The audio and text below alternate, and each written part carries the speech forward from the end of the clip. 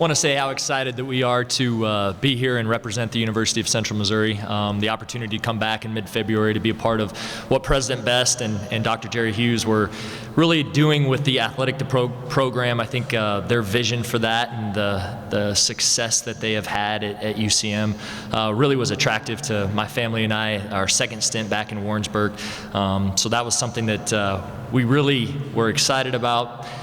Moving in and getting to know these young men really on a very expedited basis. I think one of the things when you get hired in mid-February after signing day, getting to know your team, your staff, the dynamics of how personalities work, how things have meshed together was something that was a learning curve for all of us.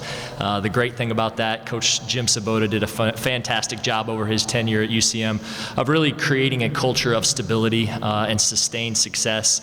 And so to walk into that position was something that was really relatively easy. And the other great thing, I walked into our first head coaches meeting and saw so many familiar faces from the administration on down. And really, I think the biggest learning curve came with our football team, and to understand the personalities that were already existing, and to get to know those faces and those guys and those players and what motivated them, and to put that investment into the relationship for our players was, I think, one of the biggest challenges that we faced in the time period that we have. So really excited about our season. I think one of the things that we strive for every single day is ultimately to be the best versions of ourselves in everything that we do, physically, mentally, and spiritually. And that's challenging ourselves and everyone around us to do the same thing. And we fall back on our core values, which are, I'll let these guys talk about those: selfless, tough, discipline, and having grit, and the standards that go along with that. So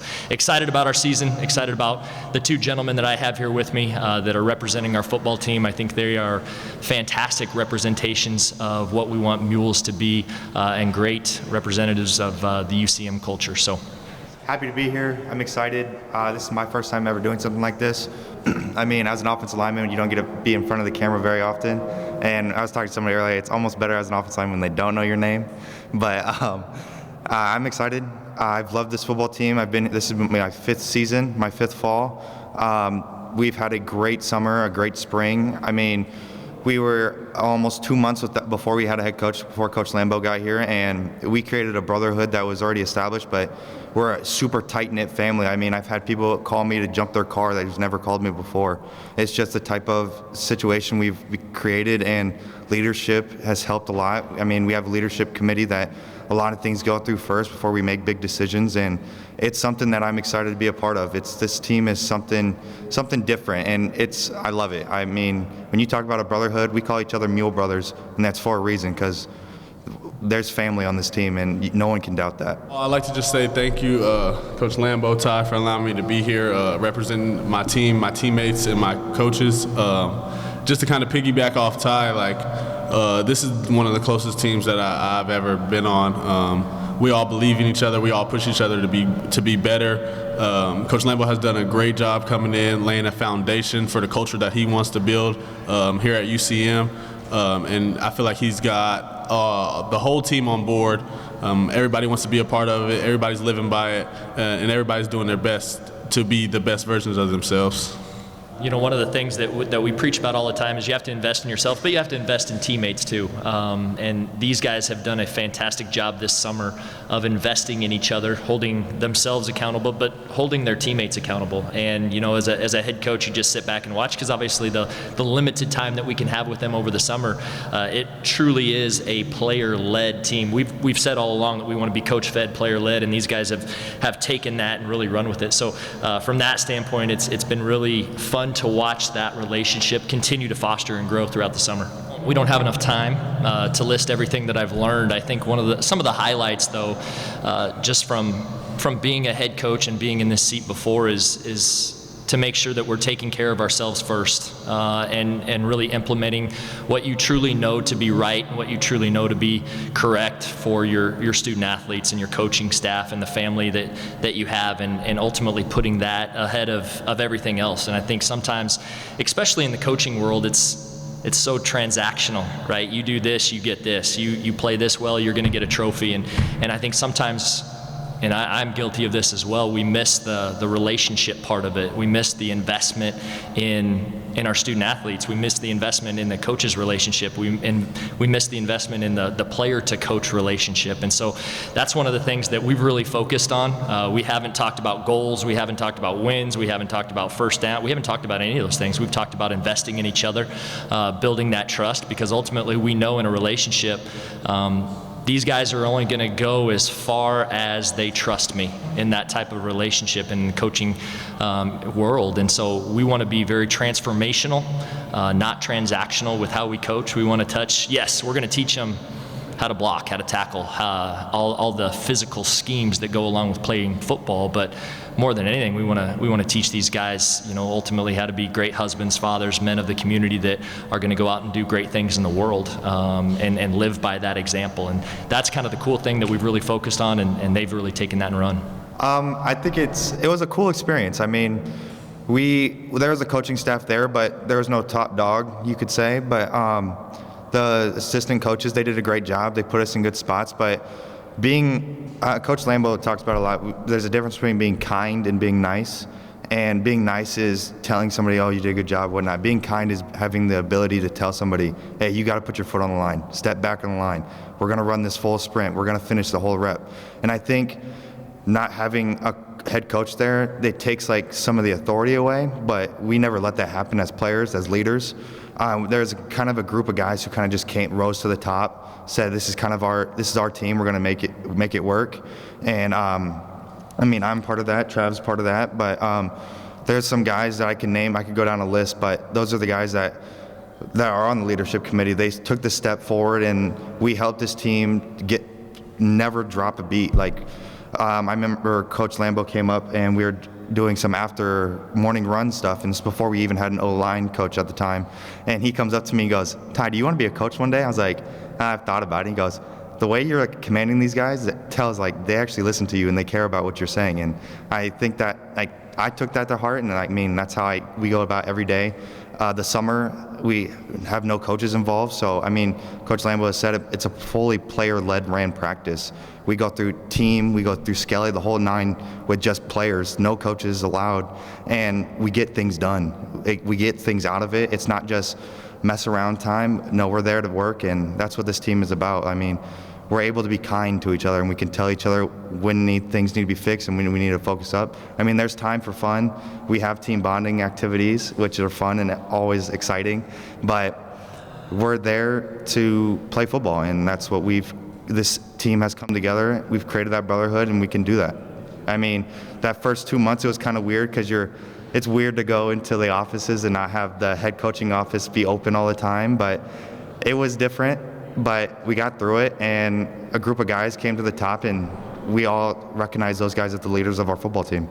The leadership that we inherited was fantastic, and again, I praise Coach Boda for that and the people that he put in those positions. But through that transition, and Ty mentioned it, one of the things that I really noticed was the leadership from a player standpoint was really strong when I got there, and to ultimately take that and try to make it better, try to give these guys nuggets to put in their tool belt to go out and ultimately sharpen their tools so they can become better leaders, better men, better football players, all the things, and they have bought into that, and that's a testament to these guys, their willingness to have a growth mindset, to get out of their comfort zone a little bit. We asked them to do a lot of things that they hadn't done before, and they've bought into those standards and those core values, and so I'm extremely proud of them. I'm also extremely excited for them because there's a lot of players that are fantastic leaders in our program that haven't had the opportunity to really play yet.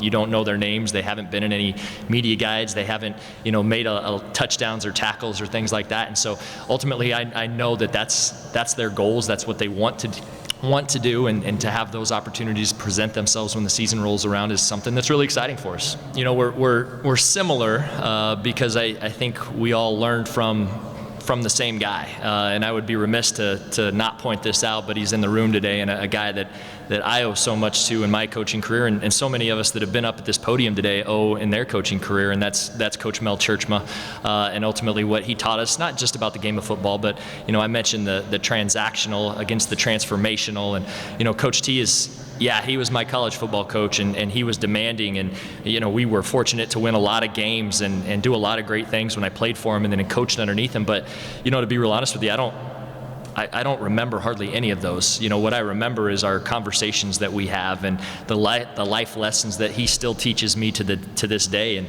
the way that I call him when I need advice and I need help, or to celebrate the good times and to go through the bad times with. And so I think ultimately as a coach, you mentioned Coach Sabota and myself and Coach Doral and Coach Wright, and it all stems from one guy, and that's the guy that we owe a lot of our success to, and again, not just my success in football, but my success in life is Coach Churchma. So, from a philosophical perspective on how to treat people, and like Ty said, to be kind instead of being nice, to be the best version of myself every single day, to ultimately achieve greatness, and that necessarily doesn't always include wins and losses, but victories on and off the field. I think that will be the same. Schematically will be a little bit different. With what Coach Sabota did offensively, we've changed some things. Defensively, we've changed a lot from a special teams perspective, and just trying to play complementary football. I think that's one of the things that these guys have really bought into, where it's not just necessarily the offense and a defense and a special teams. It's one heartbeat, holistic football where we are all working together to ultimately achieve what we want to achieve at UCM. For me, myself, the biggest thing, like you said, want to know every week, and that's not just on the field playing games. That's being 1-0 in your rep at practice. That's being 1-0 in your reps in the weight room, in film when we're grading out ourselves, or when we're taking coaching. You always want to be 1-0 with everything you do, not just that game. Some of the biggest goals for me, I had a season-ending injury last year. Trying to stay healthy this year, being able to compete in all of our 11 games, that's going to be big for me. And then just leading this defense to know into what I know we can be. We got a lot of new faces, great fits, new faces, not a lot of playing time. I think those guys are awesome. They're great. They're going to do a fantastic job, and I'm excited to be able to lead them. From the offense side of the ball, as an offensive leader and an offensive line leader, I think we don't get really the stats that you guys would like to put on the things. But, us five, I think it's a pretty normal to think that less than one sack a game, I think that's reasonable to ask for from us. We're pretty experienced. We want to put a 1,000-yard rusher in the backfield and want Ced to be back there and be able to throw as long as he wants and let Ced make plays. We have guys on the outside that can make plays.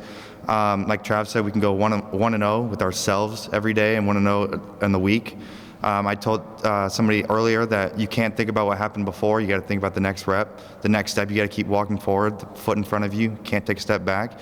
And if you look at our football team, we talked about it in the car earlier. Our O-line probably has the most playing experience. 4 of the 5 of us have played in a significant number of games.